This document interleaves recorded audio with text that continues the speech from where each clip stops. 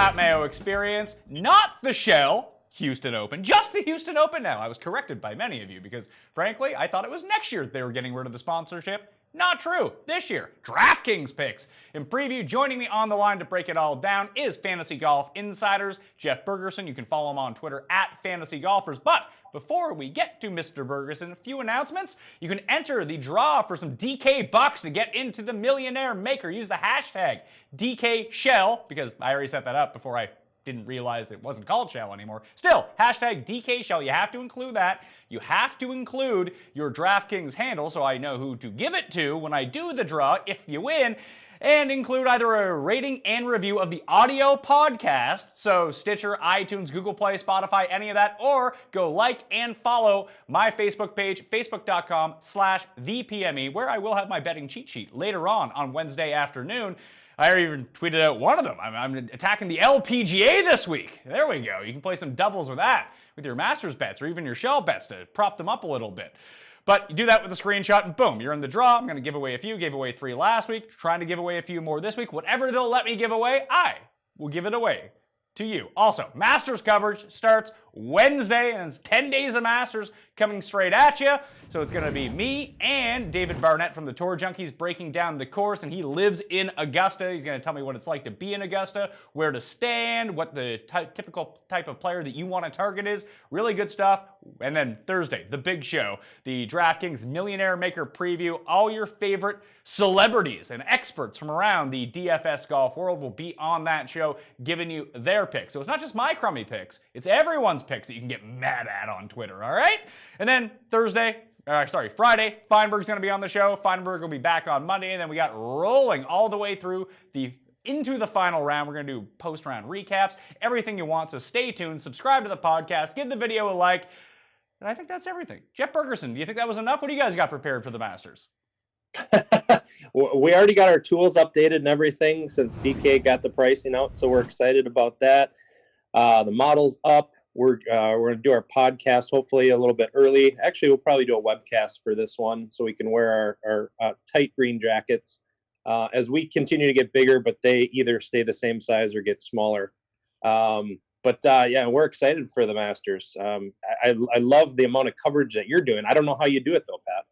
As a part of my contract, I'm not actually allowed to leave this studio, so it's got time on my hands just wandering around. Right. Well, you sure got a lot of content, so. Yeah, and you will be appearing both on, you're going to be contributing to the Masters Millionaire Maker preview show on Thursday, and then you'll be the featured guest on next Tuesday's ownership projections. That's going to be a lot of fun.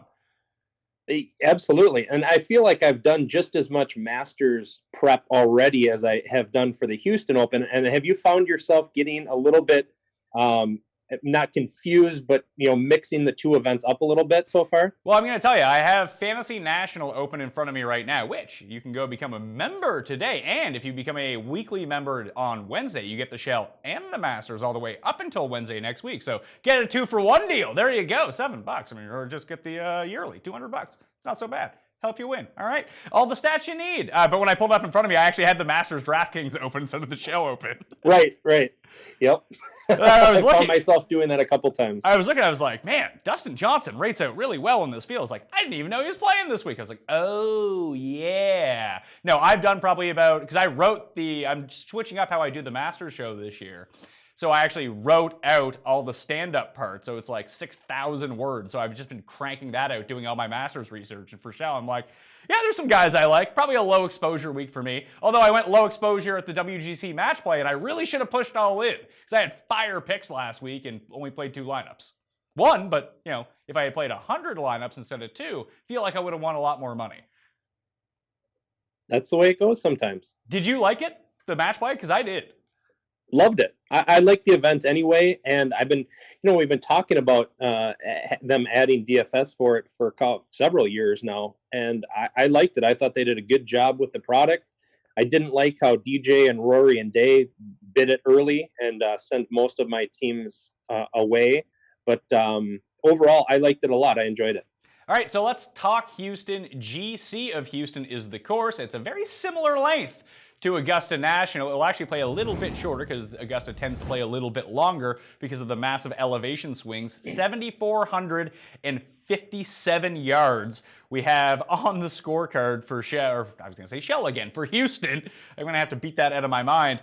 We have some big players in the field, but you can't just bomb it off of every tee here. When you look at the par fours especially, you're going to see that there's a few over 450 yards, as you would expect with the extra length at this course, but there's 3 under 400. They're all over the map, so it's not going to be driver off of every tee like it's going to be at Augusta. So those, the narrative out there, like, oh, guys are coming to prepare for the Masters, and Phil is really the only one who's come out and said, he's like, the optimal way to play this course is take irons off a few tees, or 3 woods. He's like, but I'm not going to do that because I'm in Masters prep, so I'm just going to hit driver off every hole, just so I can get into that mindset. So some guys are here for different reasons. There are 16 players in this field who have already qualified for the Masters. If one of those guys does not win, whoever wins the Houston Open will get their Augusta invitation. So there's a lot on the line this week outside of our personal stakes, DraftKings bets, whatever, but for the players too who are not already, and it's a pretty sizable payday as well. I'm not going to pretend like these guys aren't there to win. They loves the monies, especially in a weaker field like this, but it has been a good jumping off point for the winner to get into the Masters. And Jeff, like we've seen over the past few years, I think the last 4 winners have got themselves into Augusta, that the winner of this event tends to become pretty chalky next week at Augusta. Yeah, right, because their prices, will be quite low. So, yeah. I remember it big time with JB Holmes. I think he came in at like $7,500 when he came back on Sunday and had a massive score. Then everyone was on JB Holmes, and then he missed the cut. Yep. So when we get into this, what stats are you looking at right away? For me, I'm doing par 5, birdies are better, strokes gained, ball striking. And what was the other one I was thinking about? Oh, birdies are better percentages. Always you want the guys who score a lot. And par 4 scoring from 450 to 500 yards. What are you looking at? Yeah, I think that's a fair range. I've always been favoring strokes gained approach as well. The greens are pretty large, really. I think most of the guys are going to be hitting the greens. If they don't, they're in deep. But there's different levels to a lot of these greens. So you could also use mix-in proximity in there as well. I think it kind of levels the playing field when you're talking about short game and putting. So I won't be putting as much emphasis as I usually am in those key stats. You said that they try and imitate Augusta, and I think they do that for the most part, but the putting isn't nearly as difficult as Augusta as much as they try. So I'm looking at mostly approach, and I like your yardages. There's some short par 4s here as well. So I think you're on. And then birdies are better is always a staple in my model. Yes, especially when it comes to DraftKings scoring. That's how you're going to get the DraftKings points, by the guys that make birdies or better, preferably better, because those are worth more. But when you talk about the greens, this is going to be the first time that the players see bent all season long, but it's not going to be exactly the same type of bent. And the big difference between these greens and the ones that the players are going to see next week is at GC of Houston, it has the second highest make percentage inside 10 feet of any course. The closer you get to the hole, the flatter this goes. And we happen to know that you're going to see a lot of missed 2-footers at Augusta in a week's time. That's right. Yeah, that's exactly right. And it's actually, the greens are Bermuda, but overseeded with bent here this week, and the Bermuda's dormant, right? So it's predominantly bent, right? Yeah, so it's a mini verde with like bent grass, poet, trivials, or something. I'm going to need like an agriculturalist or a botanist at least to come on. Maybe I'll try to reach out to a superintendent. He can tell me what all this means. But I just know that like the bent at Augusta is like pure bent, and this is not. But this is going to be like the first like anything that we've seen of any sort of bent so far this season. So the player that I'm really curious about when we get into the pricing, and we have the top 3 players overall, Ricky Fowler comes in as the highest priced player. Obviously had a good run here last year. He's 10-5. Rose is 11.5. Rose is 11.4, and then Jordan Spieth is 11.1. That is your above $11,000 area. And we were talking briefly about it off air that Jordan Spieth over his past 24 rounds is second tee to green of any player in the Masters field. And then when you look at him over the past 50 rounds, he's first tee to green. The problem is he is one of the bottom 5 putters inside 10 feet. Now, I just mentioned that inside 10 feet, you have the highest make percentage of anything. I personally want Spieth to miss the cut, so no one uses him besides me at Augusta, because I'm going to be all in either way. But what do you make of Jordan Spieth this week? Because this feels like a spot for a rebound, and I know that people don't still really want to play him. I feel like that too. I think Ricky will probably have the highest ownership of these top 4 or 5 guys up here. And I think with the pricing, which I think is a little bit tight this week, especially compared, I'm used to looking at the Masters pricing, which is not tight. So this seems really tight. But I'm with you as far as being high on Jordan Spieth at Augusta. And anytime I root against a guy so I can be on him the following week, he tends to come through. So I'm thinking this is a good week for him. Like you said, off the tee, he's been solid. Approach game has been solid. Everything's been good except his putting. I think, he gets to Texas now. He's on bent grass. I think he's going to feel more comfortable on the greens. It's just a matter of time until his putting rebounds. And I think it could be this week. So out of those top guys, he's going to be my favorite, and he will be in my core. And I think his ownership is going to be under 20%. So I think it's a decent opportunity. For me, I'm probably going to go full fade on Ricky. I'll have a minimal shares of Spieth, but I like Justin Rose the best of this bunch. You talked about it when it comes to proximity, especially with the long irons. Stenson and Rose are the two guys that immediately popped to my mind. And he's been putting the lights out recently. He's gained over 6.5 strokes in each of his past 2 starts, which is worrisome from one angle that he's not winning when he's, I guess Rory gained 10 at API, so Rose couldn't beat him when it came down to that sense. But across the board, he is playing so spectacularly. He has 9 top 10s in his past 10 starts. He was T15 at this course last year, so I think he's really playing to win. He might try to do a little bit of Masters prep, but as we've seen with Justin Rose at Augusta over the years, that he's fine. So I like Justin Rose more than I like Spieth this week, so I'll be overweight on Justin Rose, probably around field average, maybe around 20% on Jordan Spieth, and I'll have no Ricky. What do you think of that? I think that's fair. I like Justin Rose as well. I really like him next week, mostly because of his price, which is an amazing price considering his success at Augusta. There's no way that he's not the highest owned player in the Millionaire Maker, right? That's what I'm thinking. It's him or Bubba. Yeah, I'm thinking him. Well, I think Casey's going to get some ownership too, just because they're in that tier. Actually, we're just kind of talking about, we won't talk much about the Masters, but the top price guys, I think, are going to be the overlooked ones at Augusta, which is kind of crazy. Yeah. I mean, if you like Dustin Johnson and think he can win, I don't think a lot of people are going to be taking him next week. But that's for next week. We'll talk about this week. So Rose, Spieth, and then Fowler, and I'll have no Fowler in my lineups here. Then Stenson and Phil comprise the $10,000 range, 10.5 and 10.2. Like I mentioned with Phil already, he's in legitimate Masters prep mode. He's even come out and said on multiple occasions he uses this as a tune-up week. That doesn't mean he can't win, but it feels like he's putting himself behind the 8 ball a little bit by not playing this course as it's optimally supposed to be played, and he's just going to be testing stuff out. Now, he's had a good success record here. He's won this tournament in the past. Now, that was a long time ago now. It's been like 7 years. But I actually like Stenson a little bit more. So Stenson and Rose for me. Generally, when one of those guys plays well, both of them play well, so they're a good stack to put together. Yeah, it's going to be tough though with the pricing. With this top tier, it's going to be tough to stack both of those guys. I think I like Rose a little bit more just because you always have the factor of Stenson getting off to a slow start and just kind of mentally mailing it in and checking out, especially with Augusta next week. He kind of did, he missed the cut here last year. So I'm not going to have a whole lot of Stenson. I actually kind of like him next week as well. I do not like him next week, by the way. Why is that? Just because he hasn't put up huge finishes at Augusta? Or? Yeah, you'd think as a 41-year-old guy who's come into especially through like all the Florida swing and everything like that, where he's always played so well over the years, that Stenson would have popped at the Masters at least once. He has no top 10s. Right. No, it's all been in the teens pretty much for the most part, which isn't great usually, but his price is so cheap next week. He's in the 7K range, which is nuts. But you like him this week more than Spieth?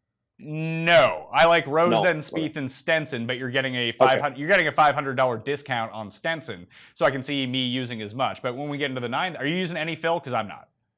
I'm not either. Okay. No. So in the $9,000 level, we have Luke List leading it off, 9,600. Did you ever think you'd see the day in like a non-swing season event that Luke List would be $9,600? I am praying that people see that price, get terrified, because I think Luke List is going to win.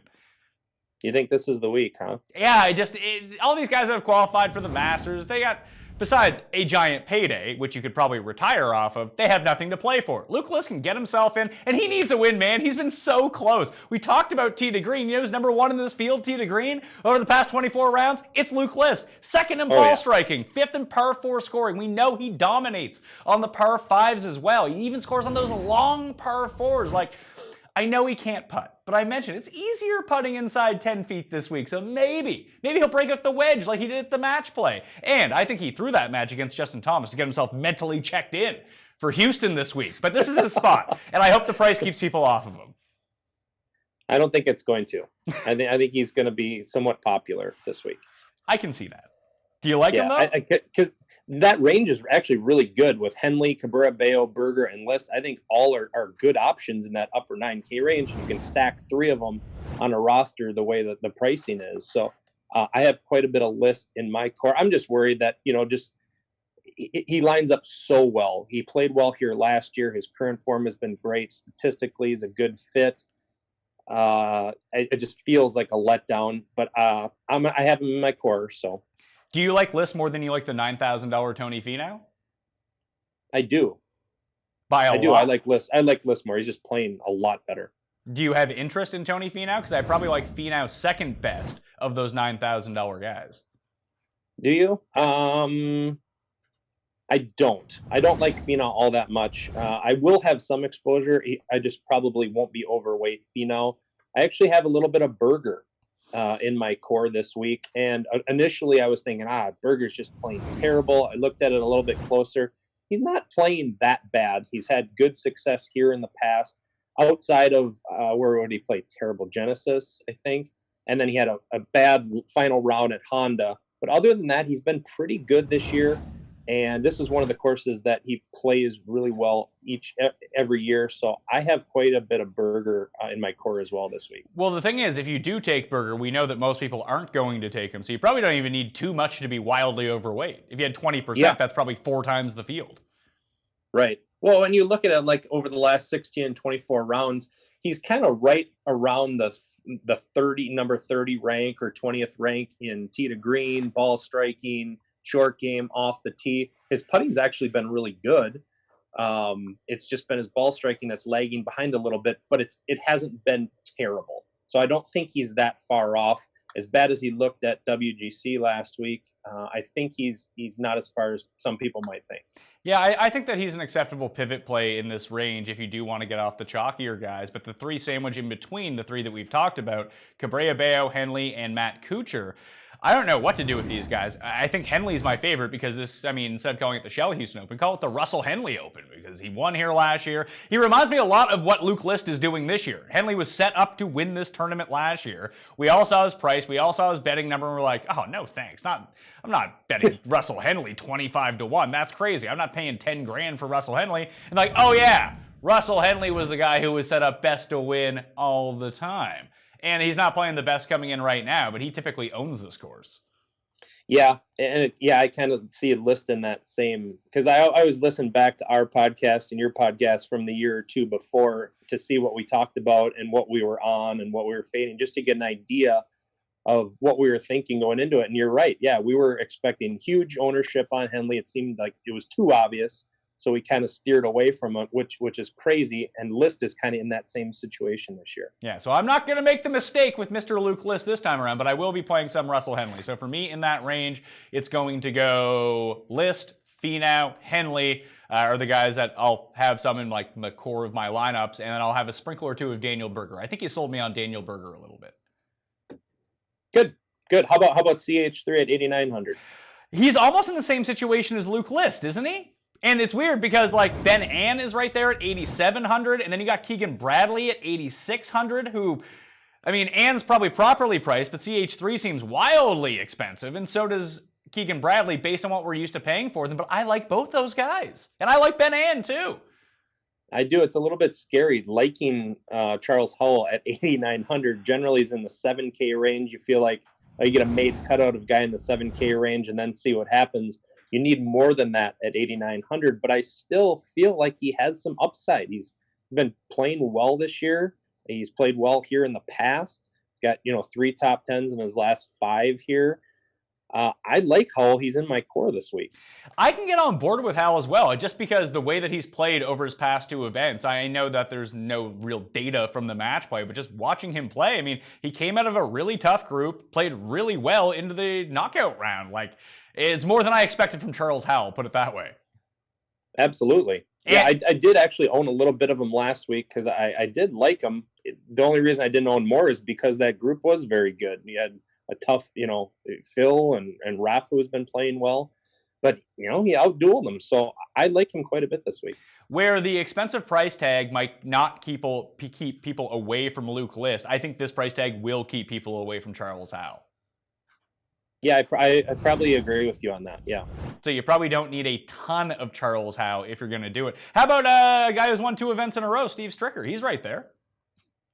He is. I'm never on Steve Stricker, but 8,800 seems like a lot. Are you in on Stricker? No, because I mentioned I like Ben Ann the best of these guys in the $8,000 range. Just the ball striking has been so superb. We're seeing results. And again, if this is going to be a week where people aren't going to 3-putt from inside 10 feet, although Ben Ann is a candidate, along with Luke List and Keegan Bradley, to be one of those people that just bucks the trend, and you're going to be sitting there watching me like, why did I do this? But Ben Ann just striking it so well, like List, like Keegan Bradley, that I'm going to be on him and Keegan in this range, along with a little bit of Charles Howell as well. But I think that those two guys are really where I'm going to focus on, because I think people are going to see Sharma right there and just get excited. And I'm excited to see him play too, but I don't know if I'm going to take him here.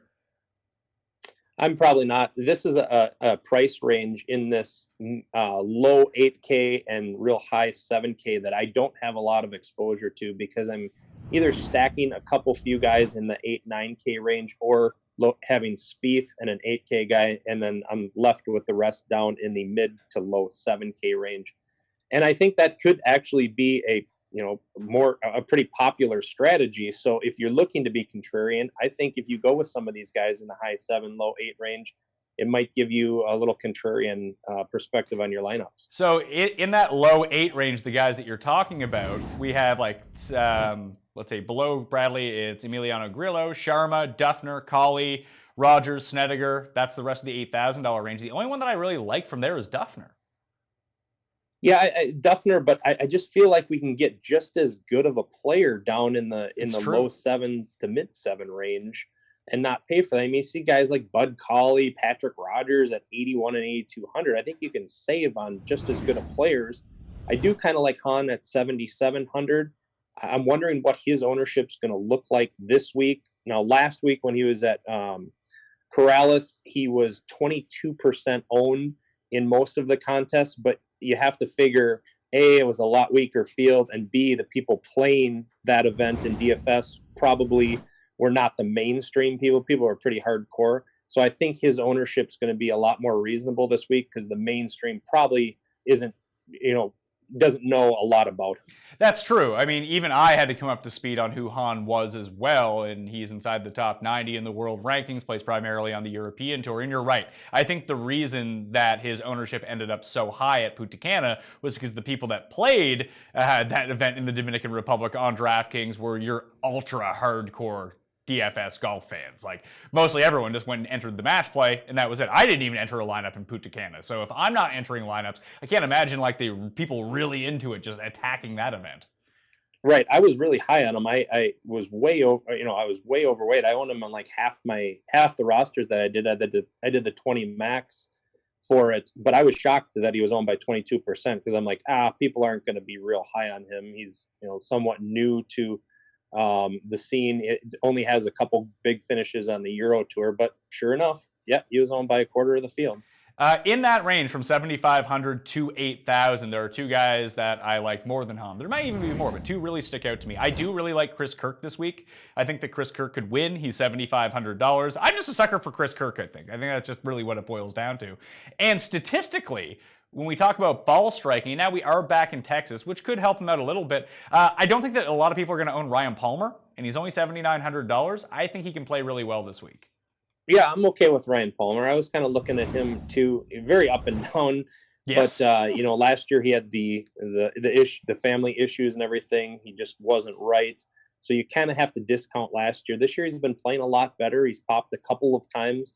And I think, yeah, in Texas, it's a reasonable pick at 7,900. So in the rest of that range, who would you expect to be somewhat popular when we think about it? Like Bryce Garnett's coming off a win. He's right there. I don't think too many people are believing in Bryce Garnett at this point. No. Chesson Hadley was like everyone's favorite for a while, but he's just been so piss poor. Although he did gain a bunch of strokes through approach at the API and finally made the cut. He just cannot chip. And if you miss greens in regulation here, it's one of the toughest scrambling courses on tour. So watch out for Chesson Hadley. Corey Connors. I mean, if we could just play like first, second, third round DraftKings golf, would apparently be very good. And then you got Thomas Peters at 7,500 too. And we think about like world ranking versus pricing and odds versus pricing. He's by far the best player down in this range. But I prefer Kirk. I prefer Palmer. I think I like Scott Piercy a little bit more too.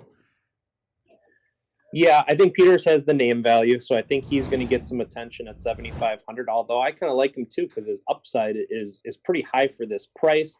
I'm with you. I'm a Kirk guy as well, but I think it's mostly because he's won me quite a bit of money in the past. I had a lot of them. He helped me win quite a bit at Dean and DeLuca a couple of years ago when he won.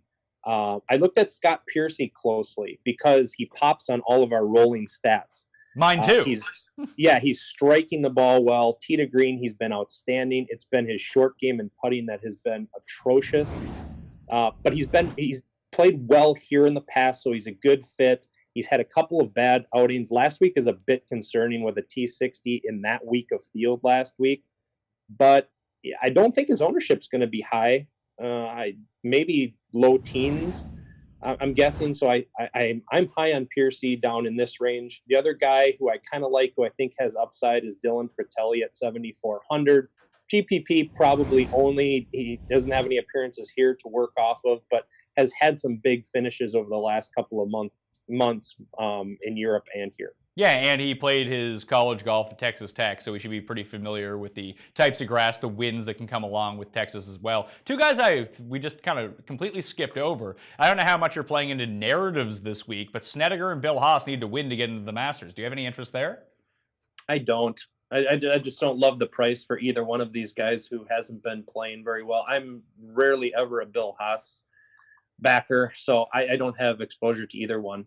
Okay, so in that sub $7,500 area, then you talked about you like Fratelli. I'm kind of off Fratelli a little bit. I understand it completely when we talk about, again, like Peters, when it comes to world ranking versus DraftKings price this week and odds versus DraftKings price, for Fratelli really kind of leaps off the page. It's like, whoa.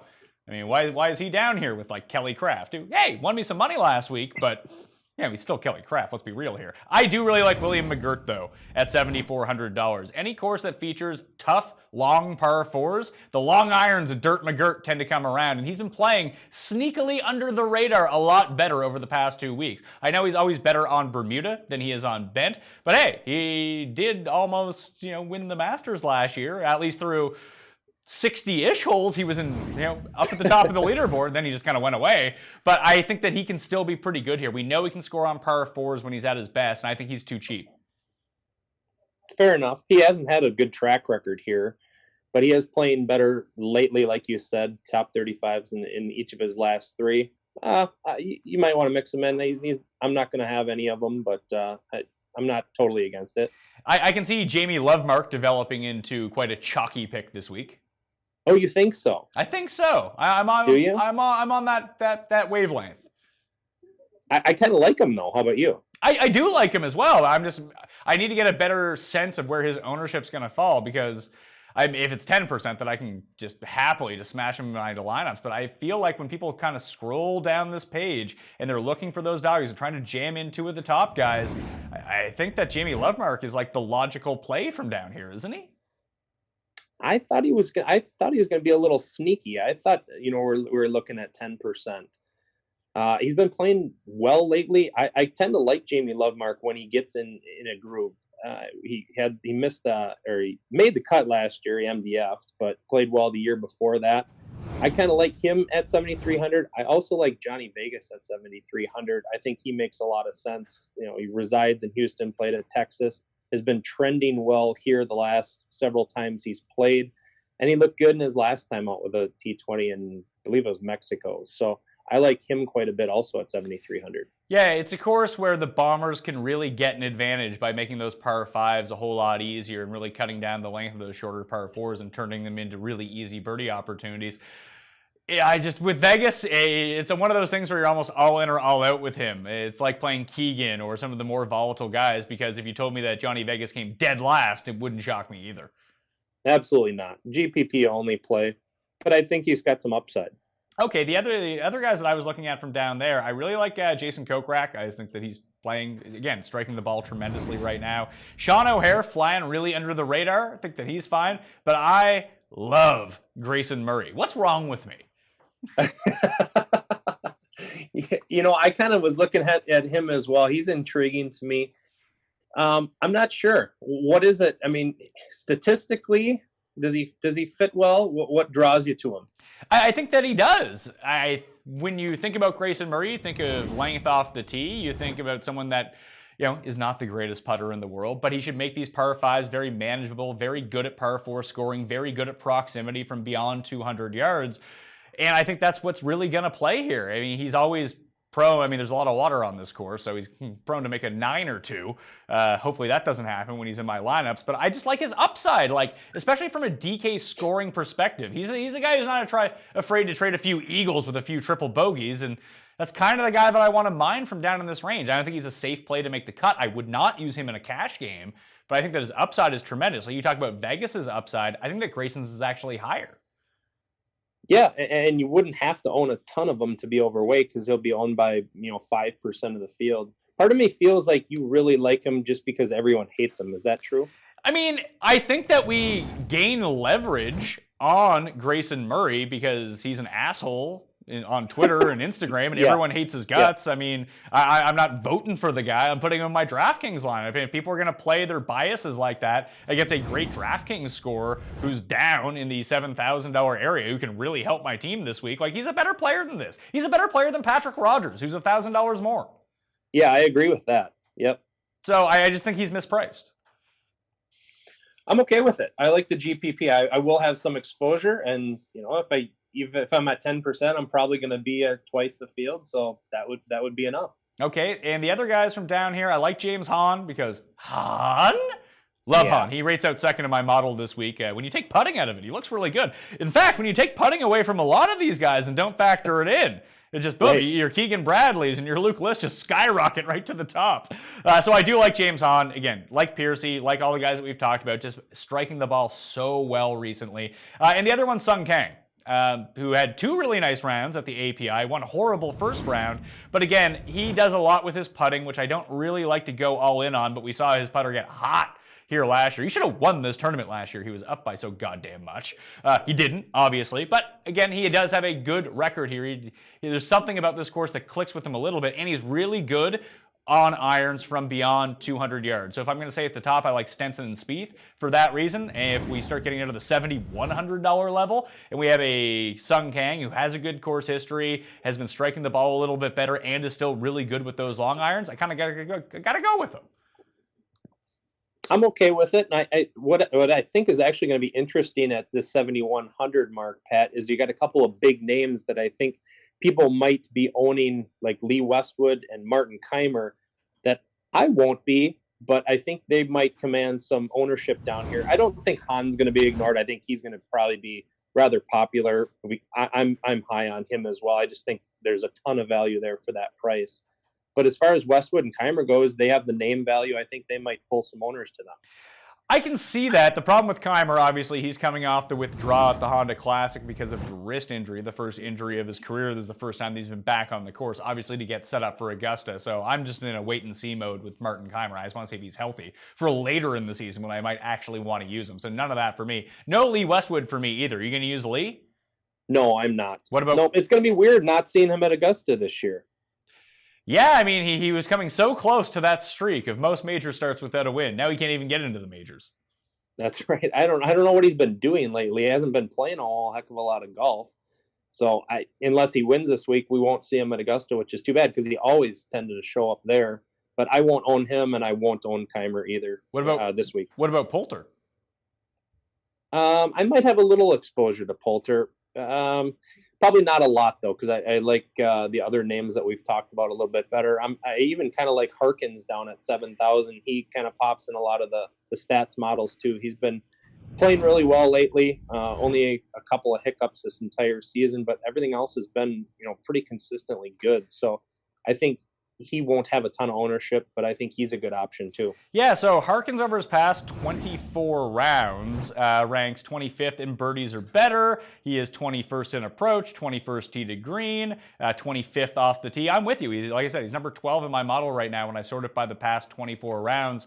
And I think that's the type of upside player that you want to go after down in this low $7,000 into the $6,000 range. So I'll be in on Harkins, and I'll also be in on my main man, Tom Hoge, because I can't quit Tom Hoge.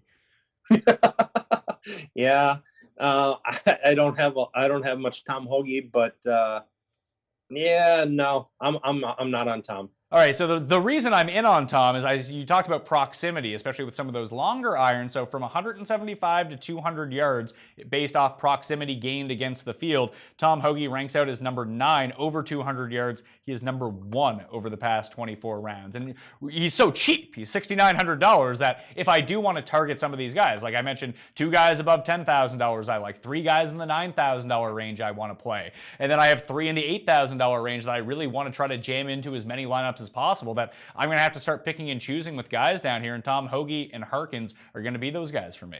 Yeah, and he fits well into your idea of good ball striker, awful putter, awful short game too. So exactly. So boom, there we go. One name that I saw crop up, I want to credit who it was, but I totally spaced on it when I saw it on Twitter, put out a lot of good vibes on Joel Dahman, who is $7,100. He's 300 to 1 to win this tournament too. But again, ball striking wise, he's been excellent over his past 5 events. So I just think he's a GPP flyer that you can throw into 2 lineups out of 20, and he's going to be like 1% owned. So I do like him as a flyer here. Yeah, he's coming off a good performance at Corellis last week too. So I'm okay with taking a flyer on him. Anyone else below the $7,000 threshold that you can see going to? Not really. At all? Not that we haven't talked about. No Sean Stephanie for you? No, he's the Texas guy, but no Sean Stephanie. Who is down here in this range? Garrigus is down there. I think was Flores down here too. Let me look. Party Marty Flores? Yeah. Is he here? Right. Maybe not. No, he's not in this field. No, there's no one down here that even in the least bit intrigues me. How about you? I mean, I always like my main man, Lanto Griffin. I guess if his name was like John instead of Lanto, then I probably wouldn't like him so much. The guy scores. He's one of the best par 5 players in the field recently. So he could take a shot on him. Abraham Answer, I guess, at 6,800s looked good his last couple of times out. I think that's a reasonable play. But how about Bob Estes? Bob Estes. Your main man, Bob Estes? He's like your best friend, isn't he? I love how you throw out a tweet. Someone throws out a negative tweet, and his family just climbs all over you. It's like, you don't know who Bob Estes is? Someone did that the other week, and how dare you? Yeah, right. Don't you know what he did like 10 years ago on the PGA Tour? But no, he looked good for a while a couple of weeks ago, but then fell back to the pack. No one else that I like. I'm going to stay at that probably 7K mark with Harkins and a couple other guys at 7,100 and work up from there. I guess the only other one that kind of caught my attention a little bit was Adam Schneck. I think that's his name. Yeah, he played last week. Is it Schenk or Schneck? Anyway, if he wins, we'll learn his name, or if he just makes the cut. But he's $6,600. He's made 4 consecutive cuts. No great finishes, but he's like turning into better Tyrone von Aswagen, who is the king of making the cut and then finishing dead last of everyone on the weekend. But he is T53, T29, T59, T35 at Corrales last week. Really good putter. And that might be enough, especially because the wind might pick up. So waiting and maybe even doing some tee time stacks this week, depending on how the weather plays itself out. The weather in Houston is supposed to be bad on Wednesday and Thursday, thus softening up the course. So you might want to focus a little bit more on driving distance and the length overall. But also, if it's going to be really windy, having some good putters out there might save your ass a little bit, I think. Yeah, that's something that we haven't talked about, but is always something that needs to be looked at is the weather anytime they play in Texas. I always send out an email to all of our members on Wednesday night, giving the latest forecast and how I'm going to play it, whether I'm going to do a stack on what side, what tee time wave, or if I'm going to go opposite, or maybe both in the case that it looks like an unpredictable forecast.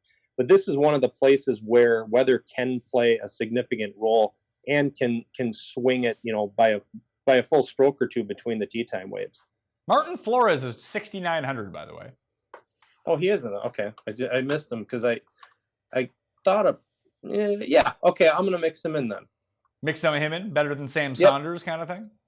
Yep, I owned him last week at Corrales, and he played pretty well. He had a T13. So, I'm going to mix in a little Martin Flores. All right, so some rapid fire guys that we kind of skipped over in the $7,000 area that have a lot of name value, but I'm not really sure where you lean on this week. How do you feel about J.B. Holmes, a former winner here, $7,300? Yeah, I'm okay with him. I talked about him with Zach last night. He's pretty high on him. He hasn't really come up with a huge finish in the last month or two. Well, he's right. He is riding bad vibes from the Farmers when everyone was upset with him for freezing out Alex Noren.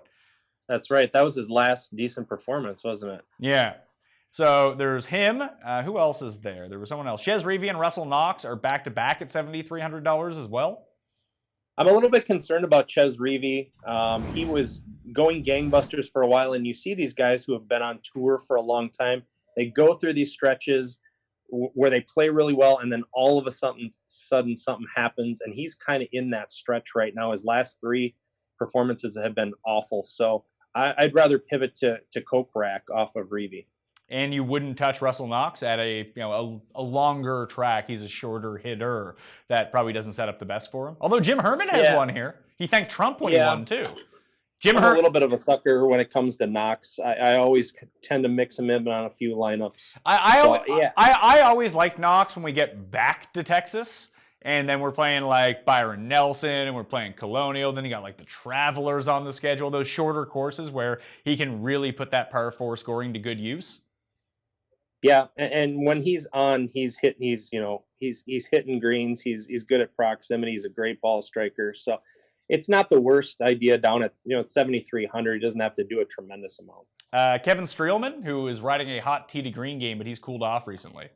He has cooled off quite a bit. He's never played really well here. I'm off of Streelman. I had been on him for a long stretch, but he hasn't played well his last few times out, so I'm not on him. Last one, Paul Dunn, the Irishman. Yeah, he looked good last week at Corrales. I don't know if that was just had to do more with the weak field or if we're going to see that translate. I think it's a better option than Keimer or Westwood that we talked about as far as a Euro player. A lot more upside, just a better player at this point. So I'm okay with Dunn. Okay, the last two, and these aren't like household names, but players that have just caught my attention recently. One is Aaron Wise. The other one is Tom Lovelady. Ladies love Tom. You just go by LL from now on. But those two guys are just in the very similar spot in the low $7,000 area, and they keep making a lot of birdies. Yeah, Wise. Some people have been owning Wise just because they know him a little bit from winning the NCAA championship, being a stud young kid. I think that's reasonable to always own a piece of him because he's going to pop at some point. Lovelady looked good last week at Corrales. I saw some of him on the telecast. And he looked okay at Honda. It's just going to be, you're not going to know exactly. There isn't going to be a ton of consistency from him, most likely. So if you just want to take a small shot on him in GPPs, I guess I'd be okay with it. So Aaron Wise ownership percentages over the past four tournaments, Arnold Palmer, Honda, Genesis, and the AT&T Pro-Am, 0.8, 0.6, 1.1, and 4.4. So you're going to get him at significantly low ownership. He's made 3 consecutive cuts, generally outscores on DraftKings where he ends up finishing because he's come 41st, 68th, and 33rd over his past few. But interesting enough, that even though it's a very, very small sample, he has putted 2.5 times better on bent grass than any other surface. That is interesting. And another interesting point is the higher dollar contest you are in, the higher his ownership goes, as opposed to the lower dollar and the more mainstream. So people who know or who play a lot of DFS are a little bit higher on him than I would say most everyday Joe who's playing DFS. Yeah, I can understand that. So maybe in the 20 total max or the 20 max entry in the $4, he might be a nice play at like 1-2%, something like that. Someone that can generate a lot of birdie opportunities, and sometimes he just can't putt. The funny thing is, you mentioned Lovelady, because I was really clinging to the back end of that final round when it started getting like really gusty out, and Lovelady had a chance to, I believe it was come inside the top 5, and he got so rattled over his final putt. It took him like 5 minutes. He backed off the putt like 4 times. I've never seen any professional golfer so nervous over a putt. It was like a 2-footer, and he missed it. It was very Noren-like almost. Yeah, I mean, well, what's the deal with Noren, by the way? Why can't he close? It's a little bit troubling. We've seen it a couple of times now. Those were not difficult putts, and he missed, and they weren't that close. So that's a little troubling. But he's closed on the European Tour before. That's so weird. And he's won big events on the Euro Tour. There's something about America. Maybe he has Louis Oosthuizen syndrome. He just can't win in America. Yeah, that was a bit troubling. For as good as he's been, he's had the opportunities, and he had plenty of opportunities at the Farmers too. Now it's been a couple of times that we've seen it. So I don't know. We'll have to stay tuned to that. All right, Jeff Bergerson, you can follow him on Twitter at Fantasy Golfers, and you can go check out fantasygolfinsider.com because I got a ton of coverage, not only for not only for Houston, not only for the Yellow Tour, but you got a ton of Masters coverage. So let everyone know again where they can go to become a member and subscriber of fantasygolfinsider.com. Yeah, Fantasy Golf Insider, come check us out. We got everything loaded for the Masters, so if you're doing your prep early, we got it all locked and loaded, and we do a lot of weekend stuff too. So Friday night, Adam Daly's crunching out the weekend content, and we're getting the models all updated and everything. It's really evolved from when we first started this, Pat. It's been kind of taken over our lives. There isn't a spare moment that we're not doing something on the website. Happens. I mean, hey, listen, I can vouch for it. I have a subscription to fantasygolfinsider.com, mainly because I love that email that you send out every Wednesday night. Thanks, Pat. I appreciate that. Yeah, you've been with us, from the start. So we really like chatting with you and being a part of your network too. All right, so you can catch most of the Fantasy Golf Insider team on that giant Master Show, which is going to be released on Thursday, and Jeff will be back next Tuesday for the DraftKings Millionaire Maker Ownership Projection Show. I'm Pat Mayo. Please give the episode a like, and if you do want to get in the draw for some DK bucks to get a free Millionaire Maker ticket, use the hashtag DKShell. Use your DraftKings name in that tweet and send me a screenshot of you reviewing the podcast, the audio podcast, 5 stars please, or liking and following my Facebook page, facebook.com/thepme. If you're looking for the cheat sheet for DraftKings, it's up on dkplaybook.com. Go back to a Monday show. Check out me and Feinberg shooting the shit. It's always a good time. Anyway, I'm Pat Mayo. Good luck with the Houston Open, not the Shell. I'll see you next time.